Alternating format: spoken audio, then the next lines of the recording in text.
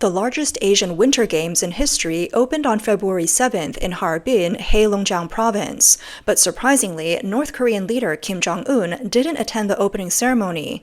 Russian President Vladimir Putin was also absent. Meanwhile, Japanese Prime Minister Ishiba Shigeru skipped the event and instead went to the US to meet with Donald Trump.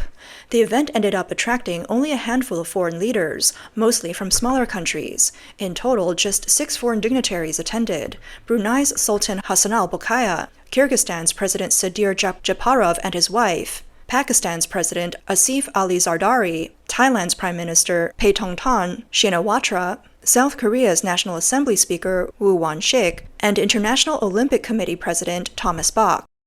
This year's Games feature over 1,270 athletes from 36 Asian countries and regions, making it the largest in history. Yet the number of foreign leaders attending was notably low. Even Chinese state media, which usually boasts about international attendance, didn't push that narrative this time. Online, people commented that with major Asian countries not sending their leaders, it was quite embarrassing. On Chinese social media, one of the biggest highlights wasn't the games themselves, but the appearance of Thailand's Prime Minister.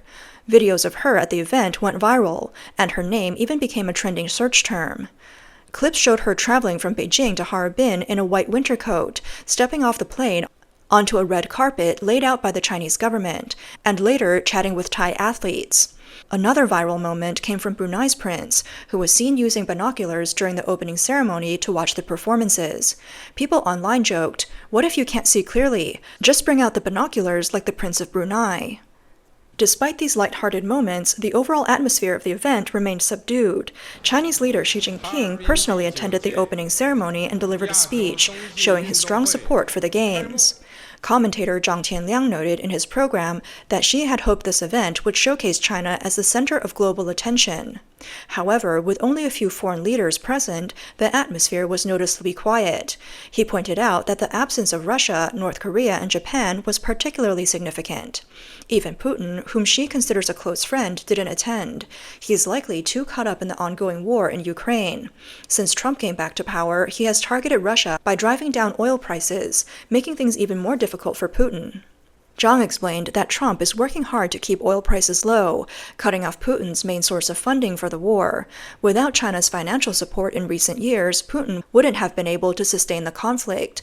But now, with Trump closely watching China's dealings with Russia, Beijing has been hesitant to step in. This has put a strain on the China-Russia relationship, putting Putin in a difficult position. Zhang Tianliang also mentioned that China initially wanted to invite Japanese Prime Minister Ishiba Shigeru to the Winter Games, believing that he was a political disciple of former Prime Minister Tanaka Kakue and would be more pro-China in diplomacy. However, Ishiba declined the invitation because he had a meeting scheduled with Donald Trump. On February 7th, the same day as the opening ceremony, Ishiba flew to the US to meet with Trump. After their discussions, Japan and the US issued a joint statement declaring a golden era for their relationship, signaling a deepening partnership between the two countries. For years, China has tried to win over Ishiba, including reinstating visa-free travel for Japanese tourists. But during his visit to the US, Ishiba made it clear that the Japanese people were looking forward to Trump's return to the presidency. This reinforced Japan's strong political and economic alignment with the US, as they also made substantial economic commitments in their latest agreements. In winter sports, other competitive countries include Russia and North Korea, both of which have a strong presence in the field. However, neither Putin nor Kim Jong-un showed up at the event. Chen Po-kong, US-based political commentator, pointed out that while Russia isn't an Asian country, Putin has close ties with Xi Jinping, and Russia shares a border with northeastern China. Despite this, Putin didn't attend. North Korea, an Asian country, was also absent. He noted that Trump, after returning to power, extended diplomatic gestures to both Putin and Kim, aiming to align Russia against China and use North Korea as leverage against Beijing. This puts them in a position where they're weighing their options. Xi Jinping has become a bargaining chip for Putin and Kim. If they want to improve ties with Trump, they may need to offer a gesture of loyalty, which could come at Xi's expense. While it's unclear what that might entail, their decision to reject China's invitation suggests they are closely watching the geopolitical landscape, particularly the direction of the US-China trade war. Russia is pushing for a ceasefire in the Ukraine war, while China wants the conflict to continue. North Korea has been sending troops to support Russia, suffering heavy losses in the process, and is looking for a better strategic position. Meanwhile, China has been fueling the conflict while also trying to keep Russia and North Korea from moving closer to the U.S. However, both countries are unwilling to cooperate. Chen remarked that Putin and Kim's absence was, in reality, a form of protest against China. Some analysts believe Putin's absence wasn't surprising.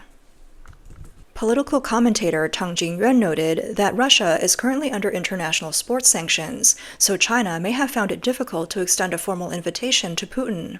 However, Kim Jong-un's absence was more striking. Historically, China has maintained close ties with North Korea, treating it as a tool to counterbalance the US, South Korea, and Japan, while positioning itself as North Korea's patron.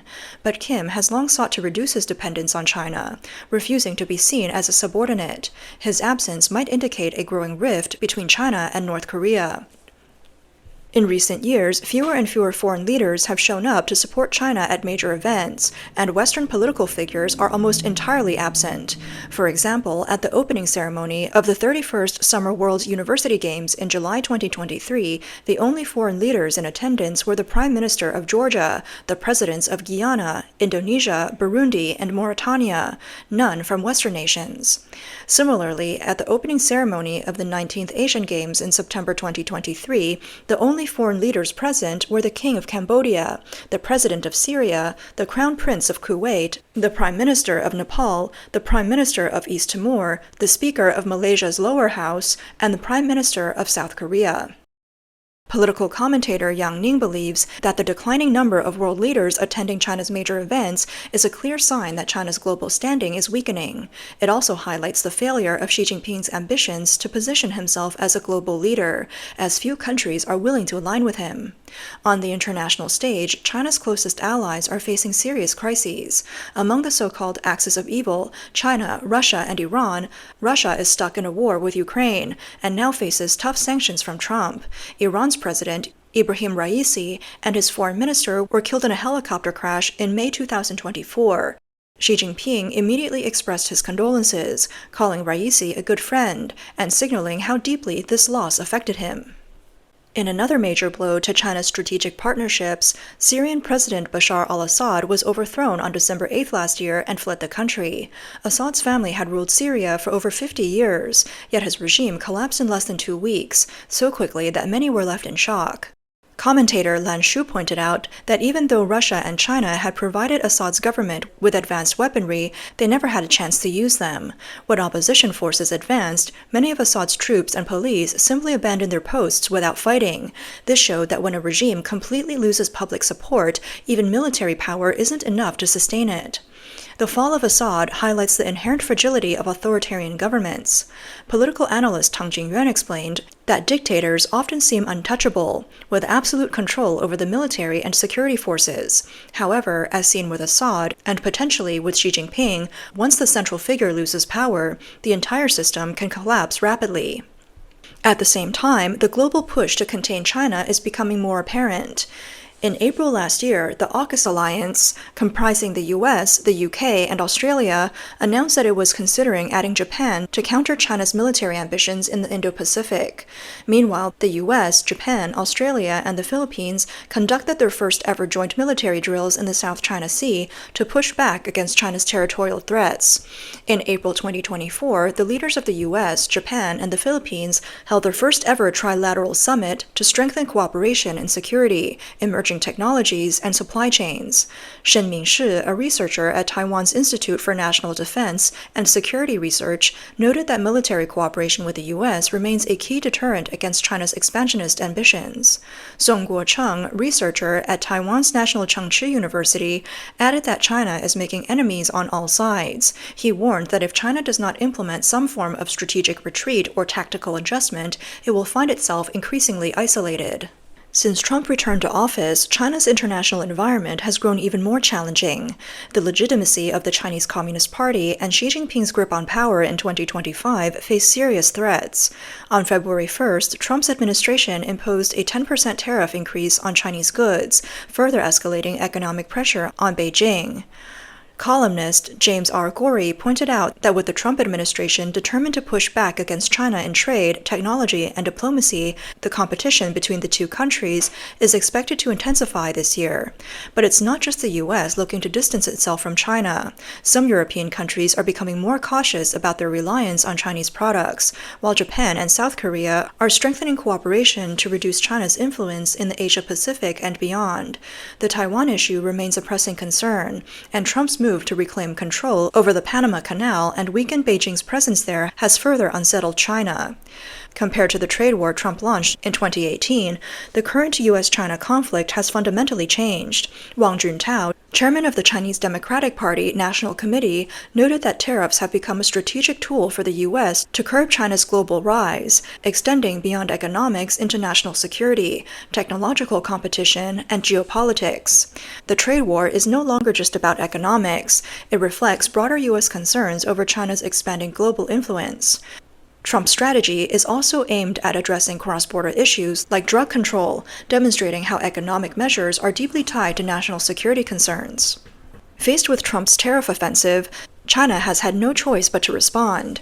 After the U.S. imposed a 10% tariff hike, Beijing introduced countermeasures. However, given China's struggling economy and its need for stable trade with the U.S., it has been careful not to escalate tensions.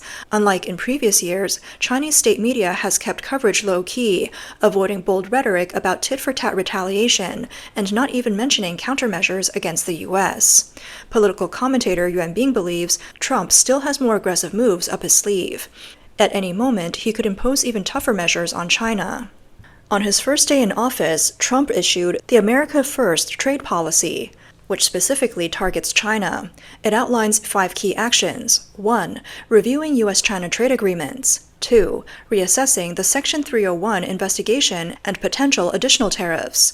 3. Investigating China's broader economic practices. 4. Reevaluating China's permanent normal trade relation status, also known as the most favored nation status.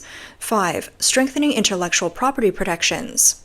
This review and investigations are set to conclude by April 1st, with various reports and recommendations to be submitted to the president. According to Yuan Bing, one thing is clear: Trump won't back down until he achieves his goals. Will China simply accept being pressured like this? Of course not.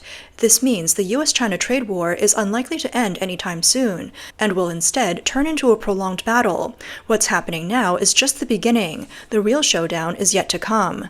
Meanwhile, there are rumors circulating about Xi Jinping's declining health. On February 6, 2025, News Insight host Li Mu-yang reported that a whistleblower from Beijing's medical community revealed to him that Xi Jinping suffered a second stroke over the Lunar New Year and was suspected of receiving treatment at Peking Union Medical College Hospital. At first, Li was skeptical because Chinese state media had shown Xi appearing in public during those days. However, the source insisted the stroke was real, and even shared an unknown detail to prove it. To protect themselves, the source asked Li not to disclose that detail. After reviewing the information, Li found it highly credible, especially since this source has been consistently reliable in the past. He believes Xi's second stroke is likely true. Given how chaotic things already are within the CCP, Li questioned whether another health crisis for Xi could trigger an even greater political turmoil in Beijing. Rumors about Xi's health have surfaced repeatedly over the years. Back in 2012, before he officially took power at the 18th National Congress, Xi disappeared from public view for 12 days. At the time, there were reports that he had undergone surgery for liver cancer, but nothing was ever confirmed. In 2018, Hong Kong-based fortune teller Yao Tzu-wai predicted that Xi's health would decline after turning 73, with potential issues related to his heart, blood vessels, and eyes. In the summer of 2022, just before the sensitive Beidaihe meeting, where the CCP was deciding on Xi's third term, foreign media first reported that he was suffering from a life-threatening brain aneurysm. The reports claimed he was rushed to the hospital and preferred Chinese traditional medicine over major surgery. Similar rumors had been circulating on overseas social media as early as late 2020. On February 7th this year, CCP state media released photos of Xi at the opening ceremony of the Asian Winter Games, showing him with a rosy complexion and smooth skin. However, in the video footage broadcast by CCTV, his face appeared slightly dull, and the shots were mostly taken from a distance. Close-up shots lasted only 3 to 5 seconds, raising suspicions that the official photos had been edited. Commentator Chen Po-kong pointed out that Xi's images were altered to near perfection, suggesting two possibilities. Either he wore heavy makeup to conceal a pale or swollen face caused by illness, or the images were digitally retouched before being published. Chen also noted that the recent rumors about Xi suffering a second stroke have drawn significant attention. The fact that state media went to such lengths to enhance his appearance might actually serve as an indirect confirmation of these reports. On top of his worsening health, even a highly anticipated event failed to draw support from Russia and North Korea. It's a case of misfortunes piling up one after another. With a political and economic crisis at home and growing international pressure, the Chinese Communist Party might not be able to hold on for much longer.